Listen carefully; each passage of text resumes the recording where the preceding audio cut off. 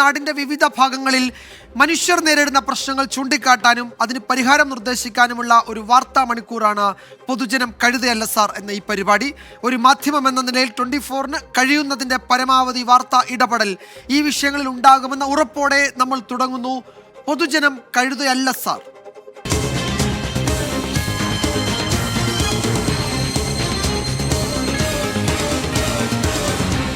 പൊതുജനം കഴുതയല്ല സാർ. പ്രേക്ഷകർക്ക് ഈ പരിപാടിയിലേക്ക് നേരിട്ട് വിളിച്ച് ജനകീയ പ്രശ്നങ്ങൾ പങ്കുവയ്ക്കാവുന്നതാണ്.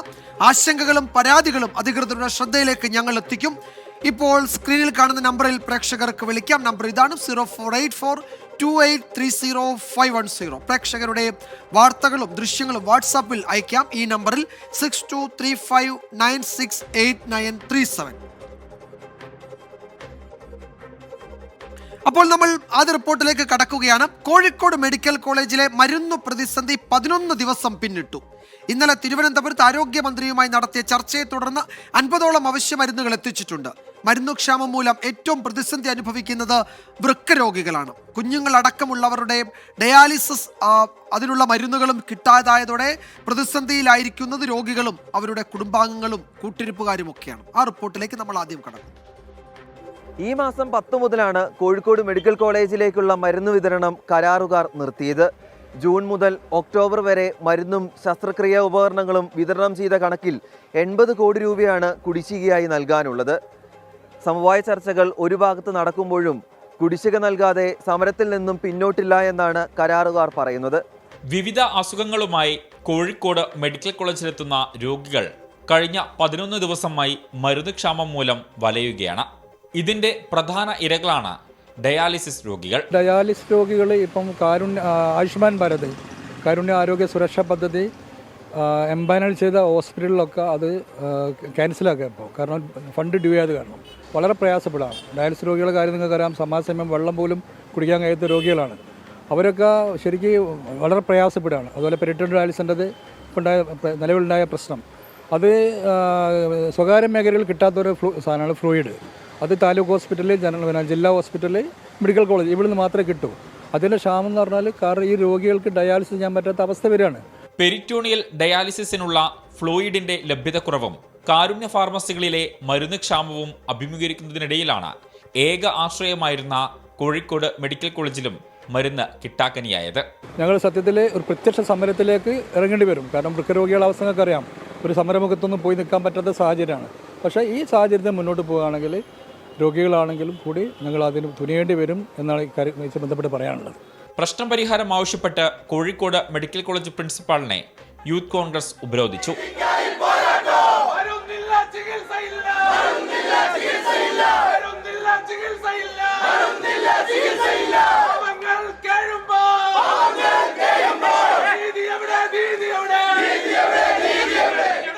പ്രവർത്തകരെ അറസ്റ്റ് ചെയ്ത് നീക്കി. കേരള മെഡിക്കൽ സർവീസ് കോർപ്പറേഷനുമായി സഹകരിച്ച് പ്രശ്നപരിഹാരത്തിന് ശ്രമിക്കുകയാണ് സർക്കാർ. ഇതിൻ്റെ ആദ്യഘട്ടം എന്ന നിലയിൽ 50 ഇന മരുന്നുകളാണ് കോഴിക്കോട് മെഡിക്കൽ കോളേജിൽ എത്തിച്ചിട്ടുള്ളത്. അടുത്ത ഘട്ടത്തിൽ 105 ഇന മരുന്നുകൾ കൂടി എത്തിക്കുമെന്ന് സർക്കാർ പറയുന്നു. സാധാരണക്കാരെ വലയ്ക്കുന്ന ഈ പ്രശ്നത്തിന് അടിയന്തര ഇടപെടൽ ഉണ്ടായേ മതിയാകൂ. രാഹുൽ സുരേഷ്, 24 കോഴിക്കോട്.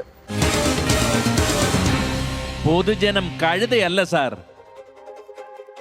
1-2 ദിവസമല്ല, കഴിഞ്ഞ 11 ദിവസമാണ് ഈ മരുന്നുക്ഷാമം മൂലം ജനങ്ങൾ അവിടെ വലയുന്നത്. അവരുടെ പ്രശ്നങ്ങളിൽ ഒരു പരിഹാരം ഉണ്ടാക്കാൻ ഏതെങ്കിലും തരത്തിലുള്ള ക്രിയാത്മകമായ ഇടപെടൽ ഒരിടത്തുനിന്നും ഉണ്ടാകുന്നില്ല എന്നത് അങ്ങേയറ്റം ഖേദകരമാണ്. എന്താണ് അവിടെ പൊതുജനങ്ങൾക്ക് ഈ വിഷയത്തിൽ പറയാനുള്ളത് എന്നുകൂടി നമുക്ക് പരിശോധിക്കാം. വൃക്ക രോഗികൾ നേരിട്ടുകൊണ്ടിരിക്കുന്ന ഏറ്റവും വലിയൊരു പ്രയാസം ഡയാലിസിസിന് സൗകര്യമില്ല, സാമ്പത്തിക സൗകര്യമില്ല എന്നുള്ളതാണ്. മുമ്പ് ആയുഷ്മാൻ ഭാരത് ഇൻഷുറൻസ് പദ്ധതിയും അതുപോലെ തന്നെ കഴിഞ്ഞ സർക്കാരിൻ്റെ കാലത്തുണ്ടായിരുന്ന കാരുണ്യ ബലവൻ്റ് ഫണ്ടും ഇത് രണ്ടും ഉപയോഗിച്ചുകൊണ്ട് ഏറെക്കുറെ പാവപ്പെട്ട മുഴുവൻ ആളുകൾക്കും സൗജന്യമായ ഡയാലിസിസിന് സൗകര്യം ഉണ്ടായിരുന്നു. ഇപ്പം ആയുഷ്മാൻ ഭാരത് പദ്ധതി സർക്കാർ ഫണ്ട് വരാത്തത് കൊണ്ട് പ്രമുഖ ഹോസ്പിറ്റലൊക്കെ തന്നെ ക്യാൻസൽ ചെയ്തിരിക്കുകയാണ്, നിർത്തിയിരിക്കുകയാണ്. അതിൻ്റെ ഭാഗമായി ഡയാലിസിസ് രോഗികൾ ബുദ്ധിമുട്ടുന്നു. ഈ മരുന്ന് ക്ഷാമം മൂലം പെരിറ്റോണിയൽ ഡയാലിസിസ് നടത്തുന്ന ആളുകൾക്ക് സർക്കാർ സംവിധാനത്തിലൂടെ കിട്ടിയിരുന്ന മരുന്ന്, ഡയാലിസിസിന് ആവശ്യമായ ഉപകരണങ്ങളൊന്നും തന്നെ ഇപ്പോൾ കിട്ടുന്നില്ല. അതുകൊണ്ട് ജീവൻ നിലനിർത്താൻ വേണ്ടി ഈ വൃക്കരോഗികൾ വലിയൊരു പ്രയാസം നേരിട്ടുകൊണ്ടിരിക്കുകയാണ്.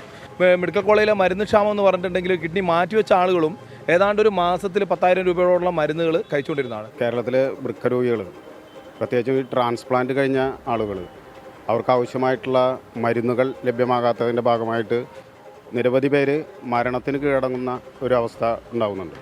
സാധാരണഗതിയിൽ ട്രാൻസ്പ്ലാന്റ് കഴിഞ്ഞ ആളുകൾക്ക് 12,000-15,000 രൂപ വരെ ഒരു മാസം മരുന്ന് കഴിക്കേണ്ടവരാണ്. സാധാരണ കൂലിപ്പണിയും ഇതൊക്കെ ചെയ്യുന്ന ആളുകൾ ഇത് മേടിക്കാൻ കഴിയാതെ, മരുന്ന് കഴിക്കാൻ കഴിയാതെ മരണത്തിന് കീഴടങ്ങുന്നൊരവസ്ഥ നമ്മുടെ കേരളത്തിൽ സർവ്വസാധാരണമായിട്ട് വരികയാണ്. അപ്പോൾ അതുകൊണ്ട് തന്നെ സർക്കാർ ഇടപെട്ടുകൊണ്ട് ത്രിതല പഞ്ചായത്ത് വഴി അതുപോലെ തന്നെ ജില്ലാ പഞ്ചായത്തുകൾ വഴി സൗജന്യമായി ബ്രാൻഡഡ് മരുന്നുകൾ ഈ ട്രാൻസ്പ്ലാന്റ് കഴിഞ്ഞ രോഗികൾക്ക് കൊടുത്ത് അവരുടെ ജീവൻ രക്ഷിക്കാൻ സർക്കാർ ഇടപെടണമെന്നാണ്. ഡയാലിസിസ് 2 തരം ഡയാലിസിസ് ആണുള്ളത്, ഹ്യൂമോ ഡയാലിസിസും അതുപോലെ തന്നെ പെരിറ്റോണിയൽ ഡയാലിസിസും. പെരിറ്റോണിയൽ ഡയാലിസിസ് ചെയ്യുന്ന രോഗികൾക്ക് എന്താ പറയുക ഫ്ലൂയിഡ്, ആ ഫ്ലൂയിഡ് ലഭ്യത കുറവ് വലിയ ബുദ്ധിമുട്ടുണ്ട്. മറ്റുള്ള ഡയാലിസിസ് സെൻ്ററുകളിലൊക്കെ, ഹ്യൂമോ ഡയാലിസിസ് ചെയ്യുന്ന ഡയാലിസിസ് സെൻ്ററുകളിലൊക്കെ ഫുള്ളായിട്ടിരിക്കുകയാണ്. അതുപോലെ തന്നെ അവിടെ നിന്ന് വേക്കൻസി ഇല്ലാണ്ട് വെയിറ്റിംഗ് ലിസ്റ്റാണ് പല ഡയാലിസിസ് സെൻ്ററുകളിലും. അപ്പോൾ പെരിറ്റോണിയൽ ഡയാലിസിൻ്റെ ഫ്ലൂയിഡ് ലഭ്യമാക്കുന്നുണ്ടെങ്കിൽ ഒരുപാട് പേർക്ക് വീടുകളിൽ നിന്ന് തന്നെ ഡയാലിസിസ് ചെയ്യുന്ന പദ്ധതിയാണ് അത് പെരിറ്റോണിയൽ ഡയാലിസിസ്. ആ ഫ്ലൂയിഡും ലഭ്യമല്ലാത്തത് കൊണ്ട് ഒരുപാട് കിടപ്പ് രോഗികൾ ബുദ്ധിമുട്ട് അനുഭവിക്കുന്നുണ്ട്. സർക്കാർ തലത്തിൽ ഒരു തരത്തിലുള്ള സൗകര്യങ്ങളും ഈ രോഗികൾക്ക് ലഭിക്കാത്തത് വലിയൊരു സാഹചര്യത്തിലാണ് നമ്മളിപ്പോൾ കടന്നു പോകുന്നത്. അതുകൊണ്ട് തന്നെ ഈ കിഡ്നി രോഗികൾ, ഒരു അസുഖമുള്ളത് കൊണ്ട് തന്നെ അവർക്ക് പിന്നെ ഒരു ജോലിക്കൊന്നും പോകാത്തൊരവസ്ഥയുണ്ട്. അതുകൊണ്ട് തന്നെ അധ്വാനിച്ചിട്ട് ഒരു ചികിത്സാ ചെലവ് വഹിക്കാൻ പറ്റാത്തൊരവസ്ഥയുണ്ട്. അതുകൊണ്ട് തന്നെ സർക്കാർ തലത്തിൽ വഹിക്കാൻ പറ്റുന്ന ഒരു തരത്തിലുള്ള സഹായങ്ങളും നിലവിൽ കിട്ടാത്തത് വലിയ ഒരു സങ്കടം തന്നെയാണ്. അപ്പോഴതാണ് അവിടുത്തെ പൊതുജനങ്ങൾക്ക് പറയാനുള്ളത്. ഇക്കാര്യത്തിൽ ഒരു ഇടപെടൽ, എനിക്ക് തോന്നുന്നത് ഈ വിതരണക്കാർ ഈ മരുന്ന് വിതരണം നിർത്തുന്നതിന് ദിവസങ്ങൾക്ക് മുൻപ് തന്നെയും നമ്മൾ ഇതേ പരിപാടിയിൽ ഒരു മുന്നറിയിപ്പ് എന്ന നിലയിൽ വളരെ സമഗ്രമായി ഒരു റിപ്പോർട്ട് നൽകിയതാണ്. ആ പ്രശ്നത്തിൽ ഇടപെടൽ ഉണ്ടാകണമെന്ന് അന്ന് നമ്മൾ പൊതുജനങ്ങൾക്ക് വേണ്ടി അഭ്യർത്ഥിച്ചതാണ്. പക്ഷേ ആ ഘട്ടത്തിലൊന്നും ഒരു ഇടപെടൽ ഉണ്ടായില്ല. ഇപ്പോഴിത് സങ്കീർണമായിരിക്കുന്നു എന്ന് മാത്രമല്ല, അങ്ങേയറ്റം വലിയ പ്രതിസന്ധിയിലേക്ക് പോകുന്നു. കഴിഞ്ഞ 11 ദിവസമായി അവർ ബുദ്ധിമുട്ടുകയാണ്. ഇപ്പോഴും അതിനൊരു പരിഹാരം ഉണ്ടാകുന്നില്ല. നമ്മൾ തിരുവനന്തപുരത്തേക്ക് പോകുന്നു. അവിടെ വിതുരയിൽ ഗുളികയിൽ സൂചി കണ്ടെത്തിയ സംഭവത്തിൽ പോലീസ് ഒടുവിൽ കേസെടുത്തു. പൊതുപ്രവർത്തകർ DGPക്ക് നൽകിയ പരാതിയിലാണ് ഇപ്പോൾ പോലീസിന്റെ ഒരു നടപടി ഉണ്ടായിരിക്കുന്നത്. അതേസമയം ആരോപണം വ്യാജമെന്നാണ് ആരോഗ്യവകുപ്പിന്റെ നിലപാട്. ശ്വാസം മുട്ടലിനെ തുടർന്ന് ചികിത്സ തേടിയപ്പോൾ ലഭിച്ച ഗുളികയിൽ മൊട്ടുസൂചി കണ്ടെത്തിയെന്നായിരുന്നു വിതുര മേമല സ്വദേശിനിയുടെ പരാതി. എന്നാൽ ഈ പരാതി പൂർണ്ണമായും തള്ളുകയാണ് ആരോഗ്യവകുപ്പ്. വിതുര ആശുപത്രിയിൽ വിതരണം ചെയ്ത ഗുളികയിലാണ് മൊട്ടുസൂചി കണ്ടെത്തിയത്. വിവരാവകാശ പ്രവർത്തകനായ സത്യൻ DGPക്ക് നൽകിയ പരാതിയിൽ വിതുര പോലീസ് കേസെടുത്ത് അന്വേഷണം തുടങ്ങി. മനഃപൂർവ്വം അപായപ്പെടുത്താൻ മരുന്നിൽ മൊട്ടുസൂചി നിറച്ചു എന്നാണ് FIR. അതേസമയം പരാതി വ്യാജമാണെന്നാണ് ആരോഗ്യവകുപ്പിന്റെ നിഗമനം. മൊട്ടുസൂചി പരിശോധിച്ചതിൽ ഗുളികയ്ക്കുള്ളിലിരുന്ന ലക്ഷണമില്ല. ഗുളിക കഴിച്ച് അസ്വസ്ഥത അനുഭവപ്പെട്ട സ്ത്രീക്ക് എക്സ്റേ പരിശോധന നടത്തിയെങ്കിലും ഒന്നും കണ്ടെത്താനായില്ല. ഇതേ ബാച്ചിലെ മറ്റ് ഗുളികകൾക്കും പ്രശ്നമില്ലെന്ന് റിപ്പോർട്ട്. വിഷയത്തിൽ അന്വേഷണം ആവശ്യപ്പെട്ട് ആരോഗ്യവകുപ്പ് ഡയറക്ടർ DGPക്ക് പരാതി നൽകിയിട്ടുണ്ട്. പരാതിയിൽ സമഗ്ര അന്വേഷണം വേണമെന്നാണ് ആരോഗ്യവകുപ്പിന്റെ ആവശ്യം. DGPക്ക് നൽകിയ പരാതി വിശദമായി അന്വേഷിക്കാൻ ഒരുങ്ങുകയാണ് പോലീസ്. സലിം മാലിക്, 24, തിരുവനന്തപുരം. പൊതുജനം കഴുതയല്ല സാർ. ഈ സംഭവത്തിൽ നേരത്തെ പരാതിക്കാരിയുടെ വീട്ടിൽ, ഈ വിവരം പുറത്തു വന്ന അന്ന് തന്നെ പരാതിക്കാരിയുടെ വീട്ടിൽ ഉന്നത ആരോഗ്യവകുപ്പ് ഉദ്യോഗസ്ഥരൊക്കെ എത്തുകയും പ്രാഥമിക വിവരശേഖരണം നടത്തുകയും ഒക്കെ ചെയ്തതാണ്. അപ്പോൾ ഈ മുള്ളാണി അത് ഈ ഗുളികയിൽ നിന്ന് എടുക്കുന്നതിൻ്റെ ദൃശ്യങ്ങളടക്കം പുറത്തു വരികയും ചെയ്തതാണ്. അപ്പോൾ അതെങ്ങനെയും അത് വ്യാജം എന്ന് ആരോഗ്യവകുപ്പ് ഇപ്പോൾ പറയുന്നു. അത് വ്യാജമാണ് എന്ന് ആരോഗ്യവകുപ്പിന് പറയാൻ കഴിയുന്നുവെങ്കിൽ അതിലെന്തെങ്കിലും കൂടുതൽ വിവരങ്ങൾ അവരുടെ പക്കൽ ഉണ്ടാകണം. അത് പോലീസിന് കൈമാറും എന്ന് നമുക്ക് കരുതാം. ആരോഗ്യ മേഖലയിലെ പ്രശ്നങ്ങൾ തീരുന്നില്ല. സർക്കാർ ആശുപത്രികളിലെ വാർഡിൽ കഴിഞ്ഞവർക്ക് എക്സ്പയറി കാലാവധി കഴിഞ്ഞ മരുന്നുകളും ഗുണനിലവാരമില്ലാത്ത മരുന്നുകളും വിതരണം ചെയ്തു എന്നാണ് കണ്ടെത്തൽ. അത് കൺട്രോളർ ആൻഡ് ഓഡിറ്റർ ജനറലാണ് ഈ പ്രധാനപ്പെട്ട കണ്ടെത്തൽ നടത്തിയത്. 146 ആശുപത്രികളിൽ 530 തവണയാണ് ഇത്തരത്തിൽ ഗുണനിലവാരമില്ലാത്ത കാലപ്പഴക്കം ചെന്ന മരുന്നുകൾ വിതരണം ചെയ്തത്. 11 ലക്ഷം രൂപയുടെ മരുന്ന് വരും ഇത്. അതായത് 11 ലക്ഷം രൂപയുടെ മരുന്നുകൾ ഇങ്ങനെ ഇത്തരം രോഗികളിലേക്ക് വാർഡുകളിൽ കഴിഞ്ഞവർക്ക് കിട്ടി എന്നാണ് പറയുന്നത്. ഗുണനിലവാര പരിശോധന നടത്താതെ മരുന്നുകൾ വിതരണം ചെയ്തു എന്നും CMJയുടെ കണ്ടെത്തലിൽ ആ റിപ്പോർട്ടിൽ പരാമർശിക്കുന്നുണ്ട്. നമ്മുടെ ആരോഗ്യ സംവിധാനങ്ങൾ ലോകോത്തര നിലവാരത്തിലേക്ക് ഉയർന്നത് എന്നാണ് ഭരണാധികാരികൾ എപ്പോഴും അവകാശപ്പെടുന്നത്. എന്നാൽ അത്രത്തോളം അഭിമാനിക്കാൻ ഒന്നുമില്ല എന്നാണ് CAG റിപ്പോർട്ട് വായിച്ചാൽ മനസ്സിലാകുന്നത്. എക്സ്പയറി ഡേറ്റ് കഴിഞ്ഞ മരുന്നുകൾ സാധാരണ പാവപ്പെട്ട രോഗികൾക്ക് നൽകുന്ന സർക്കാർ ആശുപത്രികളാണ് നമ്മുടെ ചുറ്റുമുള്ളത്. 2016 മുതൽ 22 വരെയുള്ള കാലഘട്ടത്തിലാണ് സർക്കാർ ആശുപത്രികളിൽ ഈ ക്രൂരത നടന്നത്. ആശുപത്രികളിൽ എത്തുന്നതിന് മുൻപ് തന്നെ കാലാവധി കഴിഞ്ഞ മരുന്നുകൾ ഇത് മറച്ചുവെച്ച് KMCL ആശുപത്രികളിൽ മരുന്നെത്തിച്ചു. സർക്കാർ ആശുപത്രികളിലെ വാർഡുകളിൽ കഴിയുന്നവർക്ക് ഈ മരുന്നുകൾ വിതരണം ചെയ്യുകയും ചെയ്തു. 26 ആശുപത്രികളിൽ കഴിഞ്ഞവരാണ് ഈ കാലഹരണപ്പെട്ട മരുന്നുകൾ കഴിക്കേണ്ടി വന്നത്. 60 സന്ദർഭങ്ങളിൽ ഈ 26 ആശുപത്രികളിൽ കാലാവധി കഴിഞ്ഞ മരുന്നുകൾ നൽകി. ഒരു മരുന്നിന്റെ കാലാവധി കഴിഞ്ഞാൽ ആ മരുന്നുകളുടെ രാസഘടന മാറും. ഇത് കഴിച്ചാൽ ആരോഗ്യ പ്രശ്നങ്ങൾ ഉണ്ടാകുമെന്നതിനാൽ ഗൗരവമുള്ളതാണ് ഈ വിഷയമെന്നും CAG റിപ്പോർട്ടിൽ പരാമർശിക്കുന്നു. ഡ്രഗ് കൺട്രോളർ അടക്കമുള്ളവർ മരുന്നുകളുടെ ഗുണനിലവാരം പരിശോധിക്കും. ഗുണനിലവാരം ഇല്ലെന്ന് കണ്ടെത്തിയാൽ ഈ മരുന്നുകൾ വിതരണം ചെയ്യരുത് എന്ന് കാണിച്ച് ബാൻ ചെയ്യും. ഇത്തരത്തിൽ ഗുണനിലവാരമില്ലാത്തതിനാൽ വിതരണം ചെയ്യരുത് എന്ന് നിർദ്ദേശിച്ച മരുന്നുകളും സർക്കാർ ആശുപത്രികളിൽ വിതരണം ചെയ്തു. 146 ആശുപത്രികളിൽ 530 തവണ ഇത്തരത്തിൽ ഗുണനിലവാരമില്ലാത്തതെന്ന് കണ്ടെത്തിയ മരുന്നുകൾ വിതരണം ചെയ്തു. ഇത് ഏകദേശം 11 ലക്ഷം രൂപയിലധികം വരും.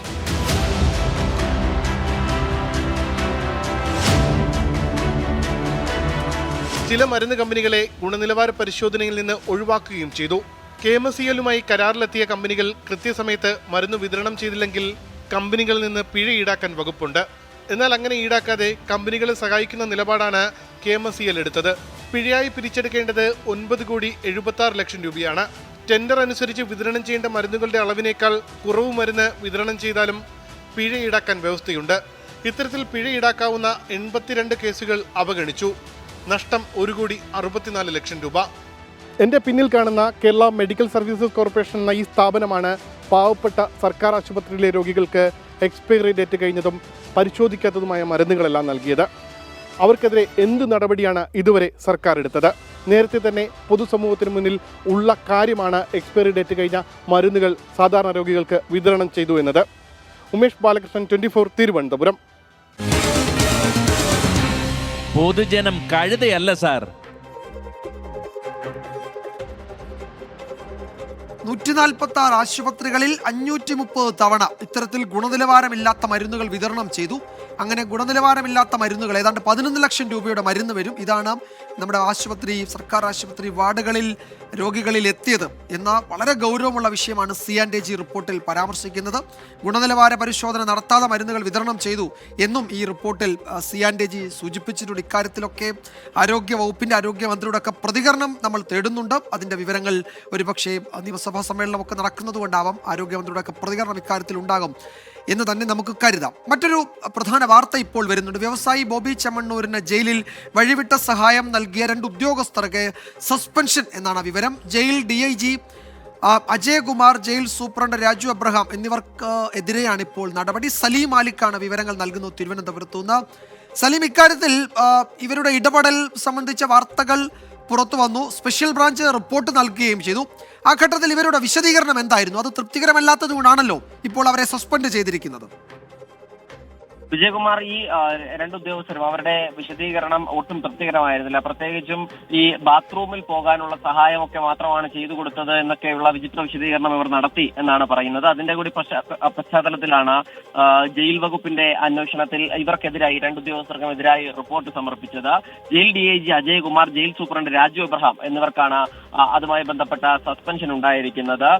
പ്രധാനമായും ഈ ജയിലിൽ വഴിവിട്ട സഹായം ചെയ്തു, അത് പണം ജയിലിൽ എത്തിച്ചു നൽകി, ഒപ്പം തന്നെ സന്ദർശകരെ അനാവശ്യമായി അനുവദിച്ചു എന്നതുൾപ്പെടെയുള്ള പരാതികളാണ് ഇവർക്കെതിരെ ഉള്ളത്. അതിൽ ആ ഘട്ടത്തിൽ തന്നെ അന്വേഷണം പോലീസിൽ നിന്ന് പ്രഖ്യാപിച്ചിരുന്നു. ജയിൽ വകുപ്പ് വളരെ വേഗത്തിൽ അന്വേഷണം പൂർത്തിയാക്കുകയും ആ അന്വേഷണത്തിന്റെ റിപ്പോർട്ട് ജയിൽ മേധാവി നേരിട്ട് ആഭ്യന്തര വകുപ്പിന് കൈമാറുകയും ചെയ്യുകയായിരുന്നു. അതിന്റെ പശ്ചാത്തലത്തിലാണ് ആഭ്യന്തര വകുപ്പ് 2 ഉദ്യോഗസ്ഥരെയും സസ്പെൻഡ് ചെയ്ത് ഉത്തരവിറക്കിയിരിക്കുന്നത്. ഏതായാലും ഈ കേസുമായി ബന്ധപ്പെട്ട ഈ തുടക്കം മുതൽ തന്നെ ബോബി ചെമ്മണ്ണൂരിനെതിരെ സർക്കാർ ശക്തമായ നിലപാട് സ്വീകരിച്ചു വരികയായിരുന്നു. അതിന് പിന്നാലെയാണ് ബോബി ചെമ്മണ്ണൂരിനെ സഹായിച്ചവർക്കെതിരെയും ഇപ്പോൾ ശക്തമായ നടപടിയുമായി സർക്കാരും ആഭ്യന്തര വകുപ്പും മുന്നോട്ട് പോകുന്നത്. വിജയകുമാർ.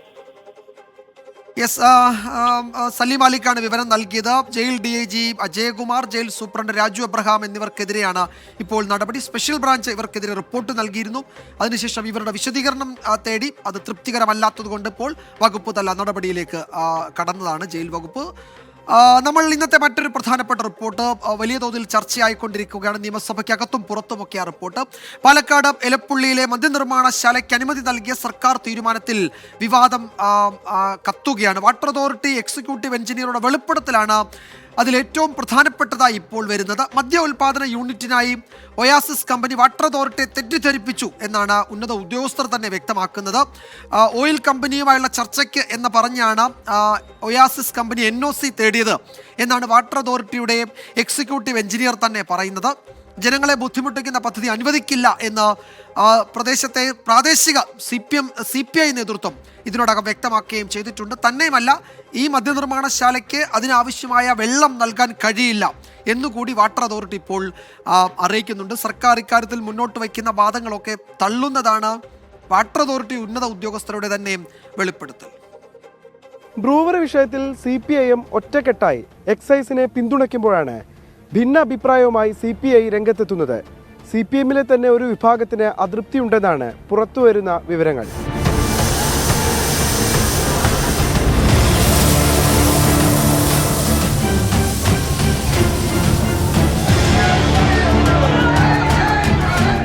ഭൂഗർഭജലമോ മലമ്പുഴയിലെ വെള്ളമോ പദ്ധതിക്കായി ഉപയോഗിക്കാൻ അനുവദിക്കില്ലെന്ന ഒറ്റ നിലപാടിലാണ് CPI പ്രാദേശിക ഘടകം. സംസ്ഥാന നേതൃത്വത്തിന് ഇത് സംബന്ധിച്ച് കത്ത് നൽകിയെന്നാണ് CPI ലോക്കൽ സെക്രട്ടറി ചെന്താമരാക്ഷൻ പറയുന്നത്. ജനങ്ങളെ പല രീതിയിൽ തെറ്റിദ്ധരിപ്പിക്കുന്നുണ്ട്. ചിലപ്പോൾ ശരിയായിരിക്കാം, തെറ്റായിരിക്കാം. അത് ആശങ്ക തീർത്തു കൊടുക്കേണ്ടത് സർക്കാരിൻ്റെയും ഉദ്യോഗസ്ഥന്മാരുടെയും ഒരു ആവശ്യം തന്നെയാണ്. അതിന് ഞങ്ങൾ CPIയും അത് നിർബന്ധമായും ഞങ്ങൾ മേൽഘടകത്തെ റിപ്പോർട്ട് ചെയ്തിട്ടുണ്ട്, ജില്ലാ ഘടകത്തെ റിപ്പോർട്ട് ചെയ്തിട്ടുണ്ട്. അതിനനുസരിച്ച് അത് ആ രീതിയിൽ നീങ്ങുന്നുണ്ട്. തീർച്ചയായും ജനങ്ങളുടെ ആശങ്ക പരിഹരിക്കാൻ വേണ്ടിയുള്ള നടപടി സ്വീകരിക്കും. എന്നാൽ വീണ്ടും സർക്കാരിനെ ന്യായീകരിച്ച് രംഗത്തെത്തുന്നു സംസ്ഥാന സെക്രട്ടറി MV ഗോവിന്ദൻ. 5 ഏക്കറിൽ മഴവെള്ള സംഭരണി നിർമ്മിച്ച് വെള്ളം കണ്ടെത്താനാണ് കമ്പനിയുടെ തീരുമാനം.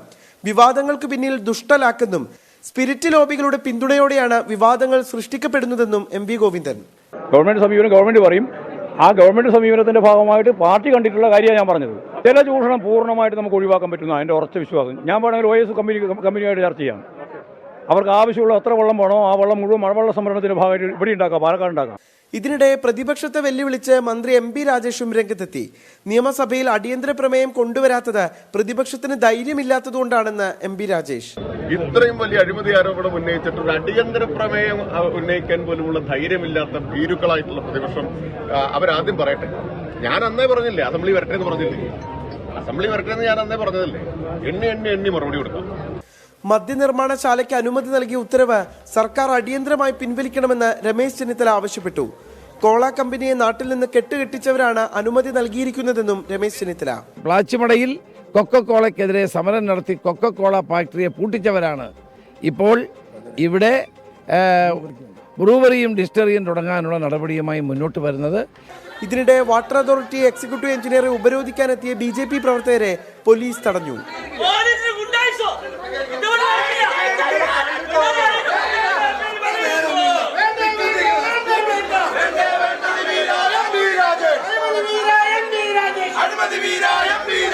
ഓയിൽ കമ്പനിയുമായുള്ള ചർച്ചയ്ക്കെന്ന് പറഞ്ഞാണ് തങ്ങളിൽ നിന്ന് ഒയാസിസ് കമ്പനി NOC തേടിയതെന്ന് വാട്ടർ അതോറിറ്റി എക്സിക്യൂട്ടീവ് എഞ്ചിനീയർ പറഞ്ഞു. ജലം കൊടുക്കാമെന്ന് വാട്ടർ അതോറിറ്റി മദ്യ കമ്പനിക്ക് ഉറപ്പു നൽകിയിട്ടില്ല. കമ്പനിയെക്കുറിച്ചുള്ള പരാതികൾ സർക്കാരിന് കൈമാറുമെന്നും എക്സിക്യൂട്ടീവ് എഞ്ചിനീയർ പറഞ്ഞു. നമ്മൾക്ക് ഇൻഫ്രാക്ക് പദ്ധതിക്ക് വേണ്ടിയിട്ട് 10 MLD പ്ലാന്റ് അവിടെ പ്രൊജക്റ്റ് വരുന്നുണ്ട്. അതൊന്ന് വേണമെങ്കിൽ സ്പെയർ ചെയ്യാൻ പറ്റും എന്ന് മാത്രമേ നമ്മൾ പറഞ്ഞിട്ടുള്ളൂ. കൊടുക്കാമെന്ന് നമ്മൾ യാതൊരു ഉറപ്പും കൊടുത്തിട്ടില്ല. ഇതിൽ സർക്കാരിന് ഇപ്പോൾ നമ്മൾ ക്ലിയർ ആയിട്ട് ഡയറക്ഷനായിട്ട് റിപ്പോർട്ടായിട്ട് കൊടുത്തിട്ടുണ്ട്. പറ്റില്ല എന്ന് പറഞ്ഞിട്ടുള്ള രീതി കൊടുത്തിട്ടുണ്ട്. കൊക്കക്കോളയെ കെട്ടുകെട്ടിച്ച ജില്ലയിലേക്ക് മദ്യ കമ്പനിയെ ക്ഷണിച്ചിരുത്തിയതിൻ്റെ പിന്നിൽ എന്താകും? പ്രതിപക്ഷത്തെ പരിഹസിച്ചതുകൊണ്ട് കുടിവെള്ളത്തിൽ മണ്ണ് വാരിയിട്ടതിൻ്റെ പാപക്കറ ഇല്ലാതാകുമോ? ബ്രൂവറിയിൽ സത്യങ്ങൾ തെളിയേണ്ടതുണ്ട്. രാജീവ് സുദേവനൊപ്പം പാലക്കാട് നിന്ന് നിഖിൽ പ്രമേഷ്, 24. പൊതുജനം കഴുതയല്ല സാർ. നമ്മൾ മറ്റൊരു റിപ്പോർട്ടിലേക്ക് പോകുന്നു. കാസർഗോഡ് ഉള്ളാൽ ബാങ്ക് കവർച്ച കേസിൽ പ്രതിയെ പോലീസ് വെടിവെച്ചു. തെളിവെടുപ്പിനിടെ പോലീസിനെ ആക്രമിച്ച് ഇയാൾ രക്ഷപ്പെടാൻ ശ്രമിച്ചപ്പോഴാണ് പോലീസ് കാലിന് വെടിയുതിർത്തത്. കേസിലെ പ്രതിയായ കണ്ണൻ മണിക്കാണ് വെടിയേറ്റത്. സമീപത്ത് കിടന്ന ബിയർ ബോട്ടിൽ പൊട്ടിച്ച് പ്രതി പോലീസിനെ കുത്തി അതിനുശേഷം രക്ഷപ്പെടാൻ ശ്രമിക്കുകയായിരുന്നു. അരുൺ പാറയ്ക്കൽ വിവരങ്ങൾ നൽകും. കാസർഗോഡ് അരുൺ, രക്ഷപ്പെടാനുള്ള ശ്രമമാണ് പ്രതികൾ നടത്തിയതെന്നാണ് നമ്മൾ മനസ്സിലാക്കുന്നത്. എന്തൊക്കെയാണ് പോലീസ് അറിയിക്കുന്നത്? ഇയാൾക്ക് കാലിനാണ് വെടിയേറ്റിരിക്കുന്നത് അല്ലേ?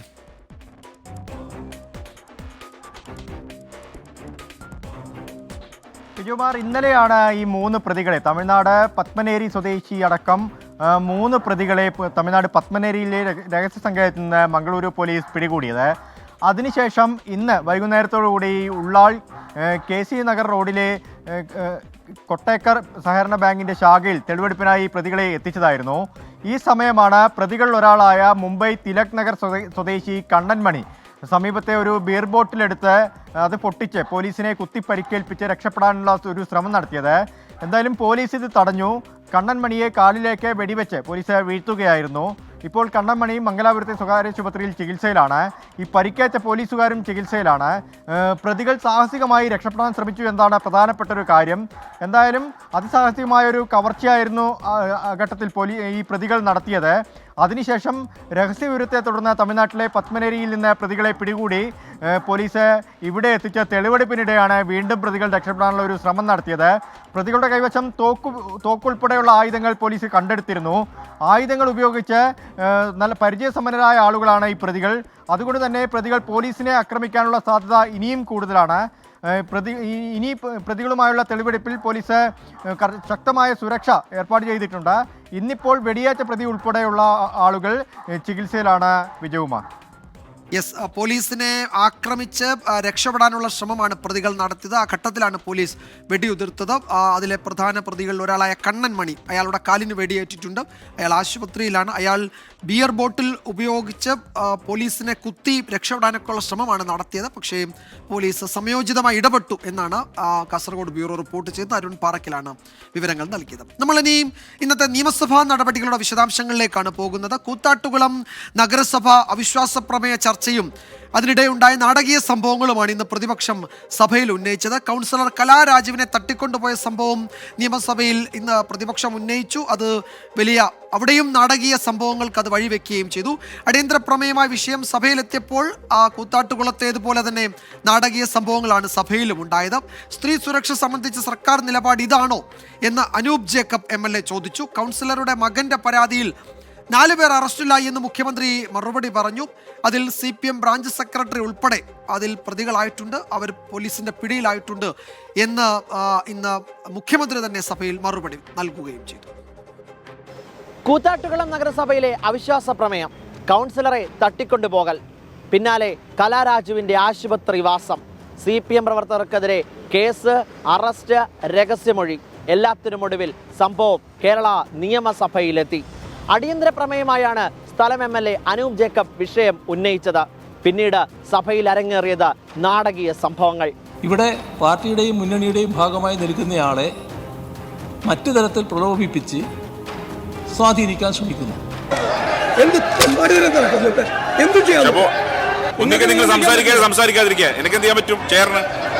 സ്വന്തം പാർട്ടി തന്നെ നടത്തിയത് സമാനതകളില്ലാത്ത അധിക്ഷേപമാണെന്നും ഇതാണോ മുഖ്യമന്ത്രി പറയുന്ന സ്ത്രീ സുരക്ഷ എന്നുമായിരുന്നു അനൂപ് ജേക്കബിന്റെ ചോദ്യം.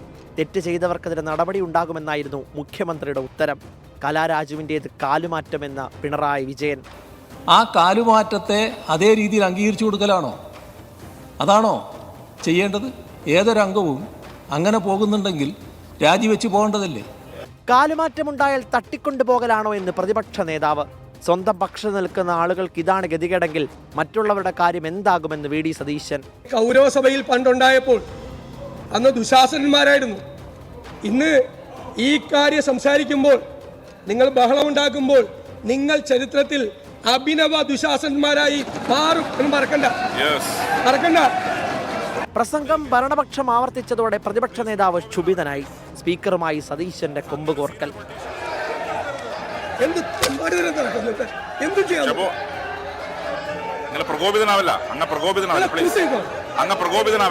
കോലഞ്ചേരി ഫസ്റ്റ് ക്ലാസ് മജിസ്ട്രേറ്റ് കോടതിയിലെത്തി രഹസ്യമൊഴി നൽകാനായിരുന്നു പ്രത്യേക അന്വേഷണ സംഘത്തിൽ നിന്നും കലയ്ക്ക് ലഭിച്ച നിർദ്ദേശം. ആരോഗ്യം വഷളാകുമെന്ന് ഡോക്ടർമാർ പറഞ്ഞതിനെ തുടർന്ന് കല കോലഞ്ചേരിയിൽ എത്തിയില്ല. കലയുടെ കാലുമാറ്റത്തെയും പാർട്ടിക്കെതിരായ ആരോപണങ്ങളെയും രാഷ്ട്രീയമായി നേരിടാനാണ് CPIM തീരുമാനം. CPIM ഏരിയ സെക്രട്ടറി അടക്കം 45 പേരെ പ്രതി ചേർത്താണ് പോലീസ് കേസെടുത്തിരുന്നത്. CPIM Chellakkappady branch secretary Arun, party പ്രവർത്തകരായ ടോണി, റിൻസ്, രഞ്ജിത്ത് എന്നിവരെ പോലീസ് അറസ്റ്റ് ചെയ്തു. മൂവാറ്റുപുഴ കോടതിയിലെത്തിച്ച് റിമാൻഡ് ചെയ്തു. തട്ടിക്കൊണ്ടുപോകലിന് പിന്നിൽ കോൺഗ്രസ് എന്ന് ആവർത്തിക്കുകയാണ് പാർട്ടിയും സംസ്ഥാന സെക്രട്ടറിയും. കോൺഗ്രസിന്റെ തട്ടിക്കൊണ്ടുപോയത് കാരണം കോൺഗ്രസിന്റെ ഭാഗത്തല്ലേ ആളെ പിടിക്കൊണ്ടുപോയത്. അത് നേരത്തെ പറഞ്ഞല്ലോ, ജില്ലാ സെക്രട്ടറി തന്നെ പറഞ്ഞല്ലോ. അവിടെ CPIM-ന്റെ ഭാഗമായി നിൽക്കുന്ന ഒരാളെ തട്ടിക്കൊണ്ടുപോയതാണ്. പാർട്ടി സെക്രട്ടറിയുടെ പ്രതികരണത്തിന് പിന്നാലെ CPIM രാഷ്ട്രീയ വിശദീകരണ യോഗം സംഘടിപ്പിച്ചു. സ്വന്തം പാളയത്തിലെ വനിതയ്ക്കുണ്ടായ അപമാനത്തെ ആയുധമാക്കുകയാണ് കോൺഗ്രസ്.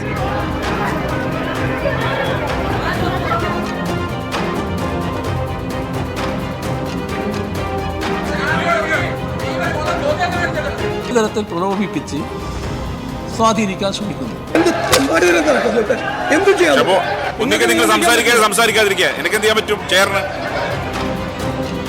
എന്തായാലും കൂത്താട്ടുകുളം വിഷയം അങ്ങനെയൊന്നും തീരില്ല എന്ന് വ്യക്തമാക്കുന്നതാണ് നിലവിലെ സംഭവ വികാസങ്ങൾ.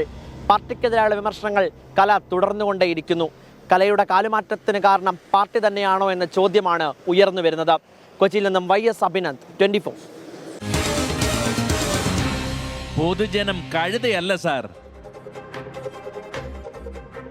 ഇപ്പോഴിതാ CPM എറണാകുളം ജില്ലാ സെക്രട്ടറി വിഷയത്തിൽ പ്രതികരിച്ചിട്ടുണ്ട്. അദ്ദേഹം പറയുന്നത് 3 ദിവസം ബന്ധുവീട്ടിലായിരുന്നു എന്ന കലാരാജുവിൻ്റെ വാദം തെറ്റാണ് എന്നാണ് പറയുന്നത്. ഇത് CPM പാർട്ടി തലത്തിൽ പരിശോധിച്ചു. കലാരാജുവിൻ്റെ മക്കൾ UDFന്റെ നിയന്ത്രണത്തിലായിരുന്നു. ഇപ്പോൾ കലാരാജു ചികിത്സയിലുള്ളത് കോൺഗ്രസ് ഭരണസമിതി നേതൃത്വം നൽകുന്ന ആശുപത്രിയിലാണ്. അവരും മക്കളും കലാരാജുവും മക്കളും കോൺഗ്രസ് നിയന്ത്രണത്തിലാണ്. അതുകൊണ്ടാണ് ആരോപണങ്ങൾ കോൺഗ്രസിന് വേണ്ടി ഉന്നയിക്കുന്നത് എന്നാണ് CPMന്റെ എറണാകുളം ജില്ലാ സെക്രട്ടറി CN മോഹനൻ ഇപ്പോൾ അദ്ദേഹം ഒരു ആരോപണം എന്ന നിലയിൽ ആ വിഷയം ഉന്നയിക്കുകയായിരുന്നു. മറ്റൊരു റിപ്പോർട്ടിലേക്ക്, ഉമാ തോമസ് MLA അപകടത്തിൽപ്പെട്ട കലൂർ സ്റ്റേഡിയത്തിലെ വിവാദ നൃത്ത പരിപാടി വലിയ വിജയമായിരുന്നു എന്നാണ് സംഘാടകർ അവകാശപ്പെടുന്നത്. രക്ഷിതാക്കളും അധ്യാപകരും നുണപ്രചാരണങ്ങളിൽ വീണു പോകരുത് എന്ന ഒരു സന്ദേശം ആ സംഘാടകർ നൽകിയിട്ടുണ്ട്. അപകടശേഷം ഇന്നാണ് ഇതുമായി ബന്ധപ്പെട്ട എന്തെങ്കിലുമൊക്കെ പ്രതികരണങ്ങൾ ഈ വാട്സപ്പ് ഗ്രൂപ്പിൽ വരുന്നത് എന്നാണ് മനസ്സിലാക്കാൻ കഴിയുന്നത്. ശ്യാംകുമാർ അതുമായി ബന്ധപ്പെട്ട ഏറ്റവും പുതിയ വിവരങ്ങൾ നൽകും. ശ്യാമ, എന്താണിതിൽ സംഘാടകർ വിശദീകരിക്കുന്നത്? അവരുടെ അവകാശവാദങ്ങൾ എന്തൊക്കെയാണ്? വിജയകുമാർ, ഉമാ തോമസിന് അപകടമുണ്ടായതിനു പിന്നാലെ നിരവധി കേസുകളിൽപ്പെട്ട സംഘാടകർ ഇന്നാണ് അവരുടെ മൃദംഗനാഥം എന്ന് പറയുന്ന ഗ്രൂപ്പിൽ കുറച്ചധികം അവകാശവാദങ്ങളുമായി രംഗത്തെത്തിയത്. അതിൽ ഏറ്റവും പ്രധാനപ്പെട്ടത് അവരുടെ പരിപാടി വിജയമായിരുന്നു. അതുകൊണ്ട് തന്നെ അതിന്റെ ഗിന്നസ് റെക്കോർഡുമായി ബന്ധപ്പെട്ട അതിന്റെ സൈറ്റിലെ വിവരങ്ങൾ വന്ന ശേഷം സർട്ടിഫിക്കറ്റുമായി മുന്നോട്ട് പോകും, എല്ലാവർക്കും സർട്ടിഫിക്കറ്റുകൾ നൽകും എന്നുള്ള ഒരു അറിയിപ്പാണ് നൽകിയിരിക്കുന്നത്. അതിനു പുറമെ ചിലർ ഈ പരിപാടിയെക്കുറിച്ച് തെറ്റിദ്ധാരണകൾ പരത്താൻ ശ്രമിച്ചു. ആദ്യഘട്ടത്തിൽ പിന്തുണച്ച മാധ്യമങ്ങൾ പോലും പിന്നീട് അവരെ വേട്ടയാടി അവരെക്കുറിച്ച് തെറ്റായ കാര്യങ്ങൾ പറഞ്ഞു എന്നവർക്കെതിരെ നിയമ നടപടി സ്വീകരിക്കാൻ തുടങ്ങിയ കാര്യങ്ങളാണ് പറയുന്നത്. രക്ഷിതാക്കളും അധ്യാപകരും ഉൾപ്പെടെ പേടിക്കേണ്ട, അവർ കൂടെയുണ്ട് എന്നുള്ള ഒരു അറിയിപ്പ് കൂടിയാണ് വാട്സാപ്പ് ഗ്രൂപ്പിലായിട്ട് ഇന്ന് ഇവരുടെ പേരിൽ, സംഘാടകരുടെ പേരിൽ പ്രത്യക്ഷപ്പെട്ടിരിക്കുന്നത്. ഏതായാലും നിരവധി കേസുകളുമായി മുന്നോട്ട് പോകുന്നതിനിടെയാണ് ഇപ്പോൾ രക്ഷിതാക്കൾക്കും കുട്ടികൾക്കും ഉൾപ്പെടെയുള്ള ഒരു സന്ദേശം എന്ന രീതിയിലും പരാതി ഉന്നയിച്ചവർക്കെതിരെ ഒരു കേസ് കൊടുക്കുമെന്നുള്ള ഭീഷണിയുടെ സ്വരത്തിലും ഒരു സന്ദേശവുമായി ഈ സംഘാടകർ രംഗത്ത് വന്നിരിക്കുന്നത്. ഈ MLAക്ക് അപകടം ഉണ്ടാകാൻ ഇടയായ സാഹചര്യം എന്താണ്? ആശുപത്രിയിൽ ഇപ്പോഴും ഉമാ തോമസ് MLA തുടരുകയാണ്. ഇതിനെപ്പറ്റിയൊക്കെ ചെറിയതെങ്കിലും ഒരു പരാമർശം ഈ സന്ദേശത്തിലുണ്ടോ ശ്യാമ? ആദ്യ വരിയിൽ ഒരു ചെറിയ പരാമർശം, അതായത് ചെറിയൊരു വീഴ്ച സംഭവിച്ചു എന്നാണ് MLAക്കുണ്ടായ ഗുരുതരമായ പരിക്കും അതേ തുടർന്ന് നടന്ന പരിശോധനയിൽ കണ്ടെത്തിയ ഗുരുതരമായ നിയമലംഘനങ്ങളെയും ഒക്കെ അവർ ഒറ്റ വാക്കിലായിട്ട് ഉപസംഹരിക്കുന്നത്. ഏതായാലും ആ ചെറിയ പരിക്കും ചെറിയ വീഴ്ചകളും എത്രത്തോളം വലുതായി മാറി എന്നുള്ളതിനെ കുറിച്ച് അവർ ഒരു വാക്കുപോലും മിണ്ടുന്നില്ല. പക്ഷേ ആരും പേടിക്കേണ്ട, ഇവർ കൂടെയുണ്ട്, എല്ലാം ശരിയാക്കും എന്നുള്ള രീതിയിലുള്ള ഒരു സന്ദേശവുമായിട്ടാണ് ഇപ്പോൾ ഏതായാലും മൃദംഗനാഥത്തിന്റെ സംഘാടകർ കേസൊക്കെ ഒതുങ്ങിയതിന്റെ തൊട്ടു പിന്നാലെ രംഗത്തെത്തിയിരിക്കുന്നത്. ശരി ശ്യാം, എന്തായാലും ഒരു വരിയെങ്കിലും ആ അപകടത്തെ പറ്റി പരാമർശിച്ചല്ലോ. അത്രയും സന്മനസ് സംഘാടകർ കാട്ടിയെന്ന് പറയാം. ശ്യാം പറഞ്ഞതുപോലെ എത്ര ഗുരുതരമായിരുന്നു ആ സാഹചര്യം, ആ സംഭവം എന്നത് ഈ ഘട്ടത്തിലും നമ്മൾ ഓർക്കുന്നുണ്ട്. അപ്പോൾ സംഘാടകരും അത് ഓർത്താൽ നന്ന് എന്ന് മാത്രമേ പറയാനുള്ളൂ. അപ്പോൾ നമ്മൾ മറ്റൊരു റിപ്പോർട്ടിലേക്ക് പോകുന്നു. ഓക്സിജൻ പ്ലാന്റ് പണിയാം, പക്ഷേ പ്രവർത്തനക്ഷമമാക്കാൻ കഴിയില്ല. ഇത് ഇടുക്കി മെഡിക്കൽ കോളേജിലെ ഇപ്പോഴത്തെ അവസ്ഥയാണ്. 2 വർഷം മുൻപ് പണി പൂർത്തിയാക്കിയ ഓക്സിജൻ പ്ലാന്റിലേക്ക് ലിക്വിഡ് എത്തിക്കാൻ റോഡ് ഇല്ലാത്തതിനാൽ പ്രവർത്തനം തുടങ്ങിയിട്ടേയില്ല. റഫറൽ കോളേജ് ആശുപത്രി എന്ന വിശേഷണത്തിനോട് ചേർന്ന് തന്നെയാണ് ഇടുക്കി മെഡിക്കൽ കോളേജ് ഇപ്പോഴും പ്രവർത്തിക്കുന്നത്. പ്രവർത്തനം തുടങ്ങിയ അന്നു മുതൽ പരാധീനതകളുടെ നടുവിലാണ് ഇടുക്കി മെഡിക്കൽ കോളേജ്. പദ്ധതികൾ പലത് കൊണ്ടുവരും, പക്ഷെ അതൊന്നും പൂർത്തീകരിക്കാനോ പ്രാവർത്തികമാക്കാനോ കഴിഞ്ഞിട്ടില്ല എന്നുള്ളതാണ് വസ്തുത. അതിന് ഏറ്റവും ഒടുവിലത്തെ ഉദാഹരണമാണ് ഈ കാണുന്ന ഓക്സിജൻ പ്ലാന്റ്.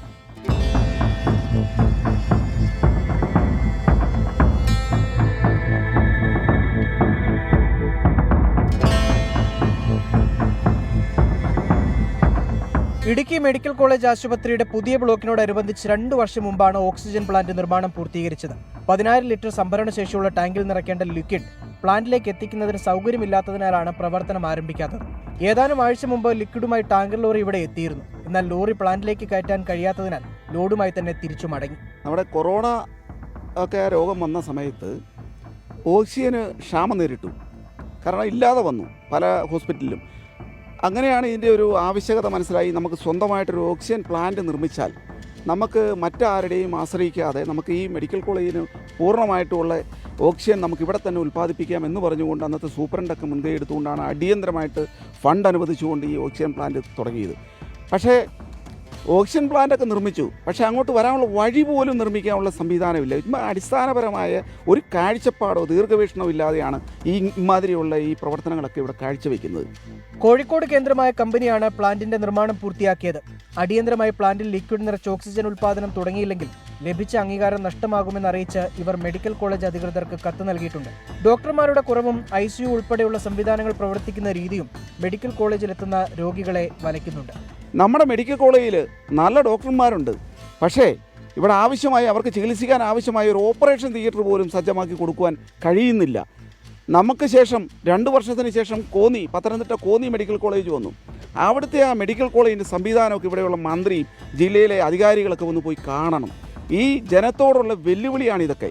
ഇതിൻ്റെ കാര്യക്ഷമമായ പ്രവർത്തനമൊക്കെ നടത്തി ഇവിടുത്തെ പാവപ്പെട്ട കുടിയേറ്റ കർഷകർക്ക് വേണ്ടിയുള്ള ഈ മെഡിക്കൽ കോളേജിൻ്റെ പ്രവർത്തനമൊക്കെ കാര്യക്ഷമമാക്കണം. മെഡിക്കൽ കോളേജിനുള്ളിലെ റോഡുകളുടെ നിർമ്മാണത്തിന് 16 കോടി രൂപ അനുവദിച്ച് ടെൻഡർ നടപടികൾ പൂർത്തിയാക്കിയെന്ന് അധികൃതർ പറഞ്ഞിട്ടുണ്ട്.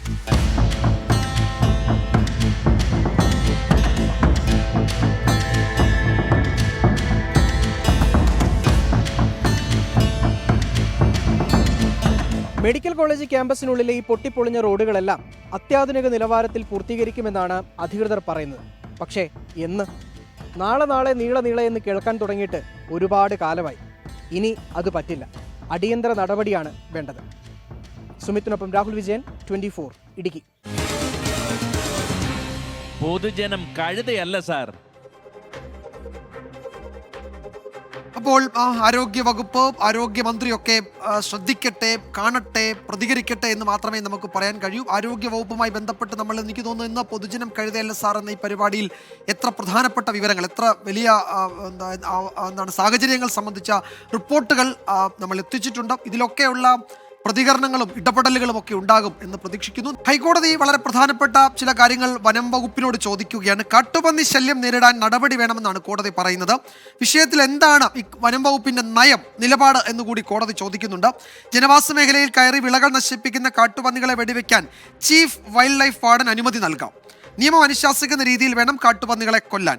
ഇതിനായി യോഗ്യരായവരെ കണ്ടെത്തണം. തോക്കുകൾ ദുരുപയോഗം ചെയ്യുന്നില്ലെന്ന് ഉറപ്പാക്കണം എന്നുകൂടി കോടതി പറയുന്നുണ്ട്. പക്ഷേ ഇക്കാര്യത്തിൽ വിശദമായ ഒരു നിലപാട് അറിയിക്കണം എന്നാണ് വനം വകുപ്പിനോട് കോടതി ആവശ്യപ്പെട്ടിരിക്കുന്നത്. എത്രയോ റിപ്പോർട്ടുകൾ നമ്മൾ ഈ പരിപാടിയിൽ തന്നെ ഉൾപ്പെടുത്തിയിട്ടുണ്ട്. കാട്ടുപന്നികൾ കാർഷിക മേഖലയിൽ ഉണ്ടാക്കുന്ന പ്രശ്നങ്ങൾ സംബന്ധിച്ചപ്പോൾ ഇതൊക്കെ കോടതി അതിൽ ഇടപെടുന്നുണ്ട്. അതിൽ എന്താണ് വനം വകുപ്പ് പറയാൻ പോകുന്നത് എന്ന് നമുക്ക് പരിശോധിക്കാം.